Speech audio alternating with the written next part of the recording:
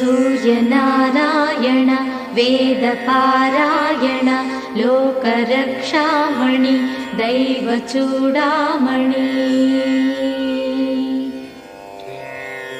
पद्मिनी वल्लभ वल्लकी गानलोल त्रिमूर्तिस्वरूपा विरूपाक्षनेत्र महादिव्यगात्र अचिन्त्यावतारा निराकार दीनापराकय्य ओ अय्य बुद्धान्त निर्धूत तापत्रयाभील दावाग्निरुद्रा तनुद्भूत निस्तार गंभीर संभावितानेक कामाजनीकंबुलं दाटि ఏకాకినై చిక్కి ఏ దిక్కునుగానగాలేకయున్నాడ నీవాడనో తండ్రి।